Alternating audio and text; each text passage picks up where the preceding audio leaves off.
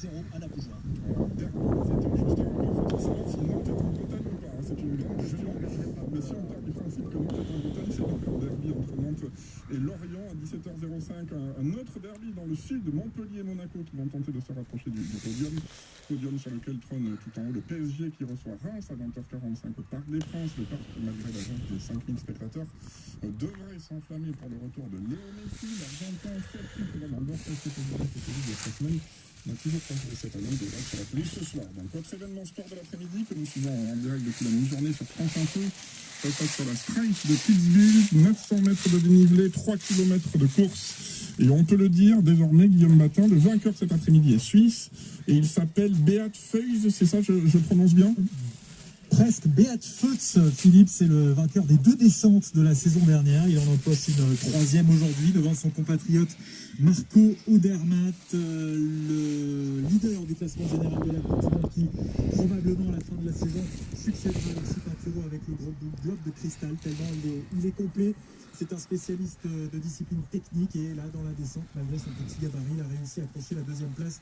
3e position pour l'Autrichien Daniel Emsberger. C'est la dernière descente avant les Jeux Olympiques de Pékin. Johan Carré, meilleur français aujourd'hui, 5e, va rentrer chez lui. Le conseil tout à l'heure qu'il allait se cloîtrer, se confiner chez lui pendant 4 jours sans voir personne, histoire de minimiser les chances, plutôt les mêmes chances d'attraper le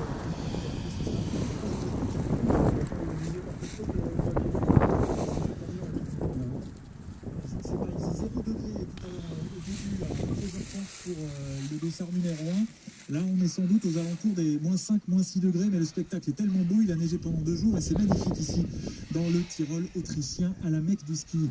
Allez, manger une soupe, Guillaume Batin, merci beaucoup. Rapidement, quelques mots de rugby et cette question, la Coupe d'Europe de rugby sert-elle à quelque chose avec tous ces matchs reportés en ce moment? Vous savez qu'il y a de multiples reports de rencontres de Covid ces dernières semaines. Oui, répondront sûrement les joueurs du Stade français qui sont en ce moment opposés aux Irlandais du Connard sur la pelouse de Jean Bouin. Nous jouons à 56e minute et ce sont les Irlandais qui gagnent 24-20. Et si c'est donné seulement d'allumer la radio, vous avez le droit à un dimanche, un petit rappel en tennis. Gaël Monfils est en quart de finale de l'Open d'Australie. Le fil sport, Philippe Rendé, à tout à l'heure pour la suite de ce dimanche après-midi. France Info Senior maintenant un livre pour donner des conseils aux proches qui aident une personne âgée moins autonome. Frédéric Marié. Les proches aidants représentent plus de 11 millions de personnes. Ils sont livrés à eux-mêmes, épuisés, avec un fort sentiment de non-reconnaissance. Marina Alrubae est journaliste spécialisée dans le secteur médico-social. Elle a écrit Les proches aidants pour les nuls, réédité en 2021 avec Jean Ruche, proche aidant tout comme elle. En 2013, j'avais rencontré Jean Ruche. Je l'avais interviewé dans le cadre d'un reportage sur les aidants, en me disant qu'est-ce que c'est cette thématique. Putain, il est malade, lui. J'en étais une. Ouais, moi ça dit. Parce que moi je suis aidante de mes parents qui sont souvent. Donc du coup, de fil en aiguille, autour d'un café, Tire Essence faisait en fait un guide pratico-pratique qu'on aurait aimé nous avoir, qui va balayer toutes les thématiques existantes autour de l'aidance, sur les ressources, sur comment vivre son aidance, qu'est-ce que ça implique, qu'est-ce qui existe, c'est quoi, comment concilier sa vie pro et perso, la thématique qu'il faut ici, voilà. Et donc on a pensé, si c'est pratique, comment on va le mettre en forme. Souvent on oublie que l'aidant est le pilier de tout ça. Selon le baromètre annuel des aidants Fondation April BVA, 66% des aidants sont des actifs et un Français sur 5 aide un ou plusieurs proches en situation de dépendance. Mais quel trésor les aidants sont pour la société. Et ça, je le dis vraiment, incroyable, humainement, ce qu'on développe grâce à l'accompagnement. Je veux dire, je dis pas que c'est difficile, mais à côté de ça, je sais pas si c'est un crime en fait.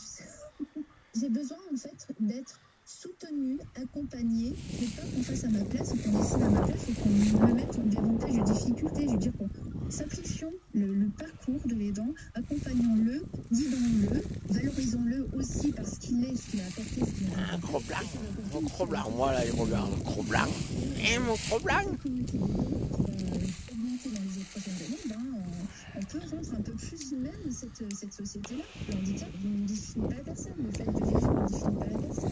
On ne peut pas dire. La nouvelle édition des proche aidant en ligne aux éditions First est à jour des dernières dispositions législatives et des nouveaux dispositifs existants. France Info Senior, Frédéric Marier.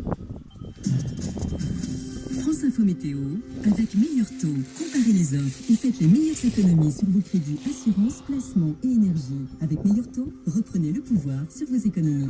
Jean-Michel Valasky à Météo France. Aujourd'hui, il faudra faire avec une grisaille souvent tenace sur une large moitié nord du pays, avec une possibilité de trouver cet après-midi de la pointe bretonne au pays nantais, plus probable de la frontière allemande au Morvan. Et puis en fin de journée, les éclaircies vont s'élargir à une large moitié est.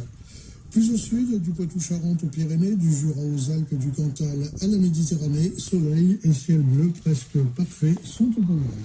Les températures vont gagner 2 à 3 degrés par rapport à hier dans le quart sud-ouest. Elles seront stationnaires ailleurs avec des valeurs de 10 à 14 degrés de l'Aquitaine à la Provence.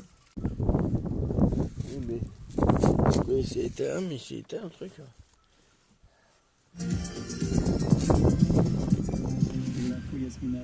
Emmanuel Macron salue avec respect la mémoire du soldat français mort au Mali. Ce militaire tué dans une attaque au mortier hier du camp Barkhane à Gao. Alexandre Martin, 24 ans, faisait partie du 54e régiment d'artillerie de hier dans le Var. L'Élysée parle de terroristes, mais il peut y avoir d'autres hypothèses, estime sur France Info un spécialiste. Clément Beaune appelle à être prudent et à ne pas spéculer sur les intentions de la Russie. Le secrétaire d'État aux Affaires européennes fait référence au dossier ukrainien. Selon lui, la France regrette que l'Union européenne ne soit pas plus présente dans les discussions. Des pourparlers entre les États-Unis et le Kremlin sur la présence de soldats russes aux portes de l'Ukraine.